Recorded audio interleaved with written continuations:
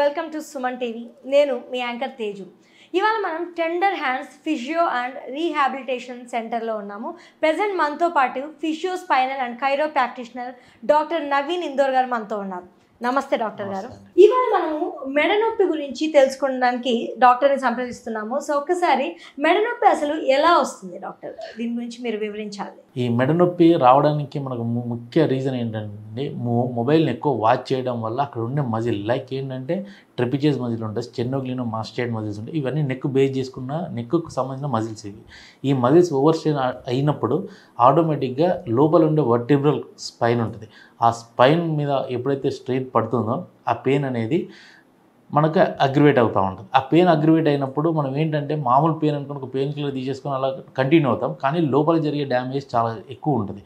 ఆ డ్యామేజ్ మనం డ్యామేజ్ని ముందే పసిగట్టి దాన్ని ఎర్లియర్గా ట్రీట్మెంట్ తీసుకుంటే దాని నుంచి మనం బయటపడేది ఎక్కువగా ఛాన్సెస్ ఉంటుంది. సో మెడ నొప్పికి గల ముఖ్య కారణాలు ఏమై ఉండొచ్చు? ఇప్పుడు మీరు చెప్పిన వాళ్ళు లేకపోతే ఇంకా ముఖ్య కారణాలు ఏమన్నా అయి ఉండే ఛాన్స్, వర్క్ వల్ల కానీ ఏదైనా ప్రొఫెషనల్ రిలేటెడ్ కానీ కూడా వచ్చే? ప్రొఫెషనల్ రిలేటెడ్ అంటే డైరెక్ట్ స్ట్రైట్ అవే అందరికీ మైండ్లో వచ్చేది సాఫ్ట్వేర్ ఇంజనీర్స్, వీళ్ళకే ఎక్కువ ఉంటుంది.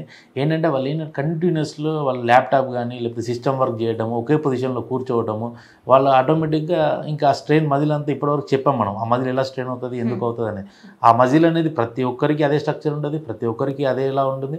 కానీ కొందరు ఏం చేస్తారు అంటే వామప్ కానీ ఎక్సర్సైజ్ చేసేసుకొని వాళ్ళ పని వాళ్ళు చేసుకుంటారు. కొందరు ఏంటంటే వాళ్ళు కొంచెం లేజీగా ఉండేసరికి ఆటోమేటిక్గా మజిల్ అనేది మొత్తం స్ట్రెయిన్ అయిపోయి ఆ పెయిన్ అనేది అగ్రివేట్ అయిపోయి వాళ్ళకి ఇంకా కంటిన్యూస్ లాంగ్ రన్లో అంటే ఒకప్పుడు ఏంటంటే మీరు వినే ఉంటారు, మెడ నొప్పి అనేది 50+ 40+ ఏజ్లలో వాళ్ళల్లో చూసేవాళ్ళు. ఇప్పుడు ఆ పరిస్థితి లేదండి. 20 to 25 ఏజ్ వాళ్ళలో కూడా ఈ పెయిన్ వస్తుంది. అది ల్యాక్ ఆఫ్ ఎక్సర్సైజ్ అనుకోవచ్చు, lack of quality of food అనుకోవచ్చు, ఎలా అయినా అనుకోవచ్చు. బట్ ఏంటంటే ఇప్పుడున్న పరిస్థితుల్లో మాత్రం చిన్న చిన్న పిల్లల్లో కూడా ఈ ప్రాబ్లమ్స్ చాలా ఎక్కువ చూస్తున్నాం. సో వాళ్ళు ఏంటంటే ఏదైనా పెయిన్ ఎందుకు వస్తుంది, ఊరికే రాదు బాడీలో. ఆ పెయిన్ ఎందుకు వస్తుంది ఏంటనేది ముందు డాక్టర్ గారిని సంప్రదించి అది ఏంటి, ఎలా తగ్గించుకుంటే బాగుంటుంది అనేది మనం రెక్టిఫై చేసుకుంటే దాన్ని ముందే మనం ఎర్లియర్గా తగ్గించుకోవడానికి ఆస్కారం ఎక్కువ ఉంటుంది. లేదంటే దానిలో ఉండే ప్రాబ్లమ్స్ ఎక్కువ వస్తూనే ఉంటాయి. ప్రాబ్లమ్స్ కూడా చాలా రకాలుగా వస్తాయి. ఎలా వస్తాయంటే డిస్క్ బల్జ్ ఉంటుంది, డిస్క్ డీజనరేషన్ ఉంటుంది, డిస్క్ హెర్నియేషన్ ఉంటుంది, ప్రోలాప్స్ ఎట్సెట్రా, ఇట్లా రకరకాలుగా లోపల ఉండే ప్రాబ్లమ్స్ ఉంటాయి. ఆ ప్రాబ్లమ్స్ అన్నీ రాకుండా ఉండాలి అంటే ముందు మీరు అలర్ట్ అయ్యి ఎక్సర్సైజ్ సంబంధించిన చేయాలి, లేదా ట్రీట్మెంట్ సంబంధించిన డీటెయిల్స్ అన్న తెలుసుకొని ట్రీట్మెంట్ అన్న తీసుకోవాలి. మీరు ఏ విధంగా మీకు కంఫర్టబుల్ ఉంటే ఆ విధంగా మీరు చేసుకుంటూ పోవాల్సింది. సో మీరు చెప్తున్నారు సాఫ్ట్వేర్ ఇంజనీర్స్ అంటే కంటిన్యూగా ఒకే పోస్టర్లో కూర్చోవడం వల్ల కూడా నెక్ పెయిన్ వచ్చే అవకాశాలు ఉన్నాయి. మరి డ్రైవర్స్ వీళ్ళు కూడా కంటిన్యూగా డైలీ లైక్ 8 hours నుంచి 10 hours వరకు డ్రైవ్ చేస్తూ ఉంటారు. మరి ఇలాంటి వాళ్ళకు కూడా వచ్చే అవకాశాలు ఎక్కువ ఉన్నాయి? చాలా ఎక్కువ ఉంటుందండి. ఇంకా వీళ్ళది ఏంటంటే కంటిన్యూస్ విజన్ అనేది ఒకే పాయింట్లో ఉంటుంది. వాళ్ళన్నా కాస్త అటు ఇటు మడిదిప్పడం అది తిప్పుతారు, వీళ్ళది అలా ఉండదు. కంప్లీట్గా కంపేర్ టు సాఫ్ట్వేర్ ఇంజనీర్స్ వీళ్ళతో పోలిస్తే వీళ్ళల్లోనే ఎక్కువ ఈ ప్రాబ్లం ఎక్కువ ఉంటుంది. కంటిన్యూస్ ఒకే పొజిషన్లో కూర్చోవడం వల్ల స్పైనల్ కార్డ్ మజిల్ సంబంధించింది ఏదైనా కూడా from the cervical to lumbar region వరకు సంబంధించిన మజిల్ కంప్లీట్గా స్ట్రెయిన్ అవుతుంది. అది నెక్ పెయిన్ రావచ్చు, బ్యాక్ పెయిన్ కూడా రావచ్చు. ఓకే. సో మరి ఈ మెడ నొప్పికి మనం ఎలాంటి ట్రీట్మెంట్ ఇవ్వచ్చు అంటున్నారు డాక్టర్ గారు? ట్రీట్మెంట్ అంటే ఇప్పుడు మా దగ్గర అయితే అండి మేము ట్రీట్మెంట్ ఎలా చేస్తాము ఏంటి అనేది మాత్రం అందరికీ తెలిసింది. ఫిజియో అనేసరికి ఒక కాన్సెప్ట్లో ఉంటారు వాళ్ళు. మనం ఇక్కడ కైరోప్రాక్టిక్ మిక్సప్లో ఈ ట్రీట్మెంట్ ఇస్తాం. Chiropractic and at the same time physio, ఈ రెండు కాంబినేషన్లో ట్రీట్మెంట్ ఇవ్వడం వల్ల వాళ్ళకు లాంగ్ రన్లో మళ్ళీ రిపీట్ అయ్యే ఛాన్సెస్ చాలా తక్కువ ఉంటుంది. ఆ రిపీట్ అయ్యే ఛాన్సెస్ ఎందుకు చాలా తక్కువ ఉంటుంది అనేది కూడా చెప్తున్నాను. ఏంటంటే వాళ్ళ కండిషన్ని బేస్ చేసుకొని అసలు రూట్ కాజ్ ఏంటి, ఎక్కడి నుంచి పెయిన్ స్టార్ట్ అవుతుంది, ఆ మజిల్ ఆరిజిన్ ఇన్సర్షన్ ఏ మజిల్ ఇన్వాల్వ్ అవుతుంది, లేకపోతే ఆ రూట్ కాజ్లో ఏదైనా నర్వ్ రూట్ పెయిన్ ఉందా, అవన్నీ బేస్ చేసుకొని ఒకదానికి ఒకటి రిలేటెడ్గా ఉన్నప్పుడు ట్రీట్మెంట్ ఒకలా ఉంటుంది. లేదు మామూలు నార్మల్ పెయిన్ ఉన్నప్పుడు ట్రీట్మెంట్ ఒకలా ఉంటుంది. ఆ ట్రీట్మెంట్ ఏంటి ఎలా అనేది మాత్రం పేషెంట్స్కి చేసినప్పుడు వాళ్ళకి అర్థమవుతుంది. సో మనకి tender hands physio and rehabilitation centre, చాలా మందికి ఉన్న డౌట్ ఏంటంటే ఎన్నో సెంటర్స్ ఉండగా మీ సెంటర్కి ఎందుకు రావాలని. సో ఇలాంటి వ్యూవర్స్కి మీరు ఏం చెప్పబోతున్నారు? ఎగ్జాక్ట్లీ అండి. ఇప్పుడు మా సెంటర్కి ఎందుకు రావాలంటే ఇప్పుడు నేను కూడా అడగొచ్చు, మీకు ఏదైనా బ్యాక్ పెయిన్ ఉన్నా నెక్ పెయిన్ ఉన్నా మీరు ఒకసారి ట్రీట్మెంట్ చూస్తే మీకు ఒక అవగాహన వస్తుంది, మేము ఏం చేస్తున్నాం అనేది సింపుల్గా చెప్పొచ్చు.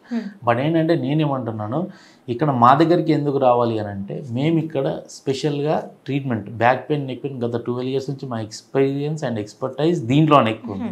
సో దీనివల్ల ఏంటంటే పేషెంట్కి నేను ఎంతవరకు న్యాయం చేయగలను అనేది మాత్రం నాకు ఒక ఐడియా ఉంటుంది.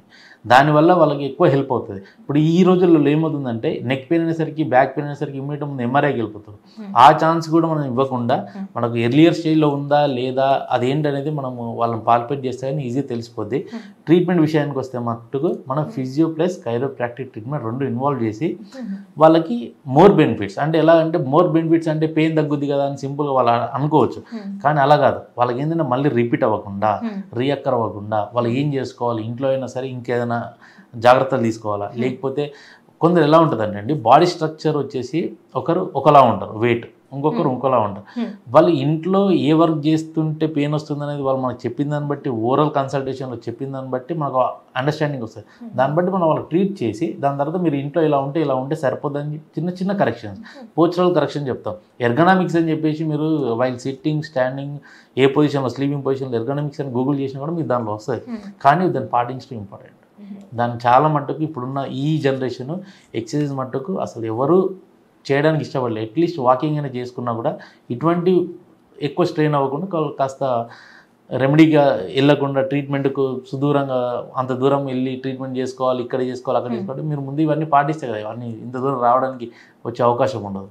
సో కాబట్టి మన దగ్గర ఉండే ట్రీట్మెంట్స్ అవి. So thank you so much doctor గారు. సో చాలా మందికి మెడ నొప్పి మీద ఉన్న సందేహాలు ఎన్నో కూడా తీర్చారు. అండ్ ట్రీట్మెంట్ ఎలా ఉండబోతుంది, ఎలాంటి పోస్చర్స్లో ఉండాలి, సో చాలా సందేహాల వరకు ఆల్రెడీ తీరుంటాయి. ఇప్పుడు మీరు మెడ నొప్పి గురించి ఆ ట్రీట్మెంట్ ఎలా ఉండబోతుంది అండ్ ఎలాంటి వాళ్ళకి ఈ ఏజ్ గ్రూప్ వాళ్ళకు కూడా వస్తుంది, ఇవాళ రేపు ఎలాంటి ప్రొఫెషన్లో ఉన్న వాళ్ళకి వస్తుంది, ఇవన్నీ వివరాలు మనం డాక్టర్ గారి నుంచి తెలుసుకున్నాం. మరి మీకు కూడా నెక్ పెయిన్ ప్రాబ్లం ఉన్నట్లయితే ఖచ్చితంగా ట్రీట్మెంట్ కావాలనుకుంటే మాత్రం మన ఈ tender hands physio and rehabilitation సెంటర్కి విజిట్ అవ్వచ్చు.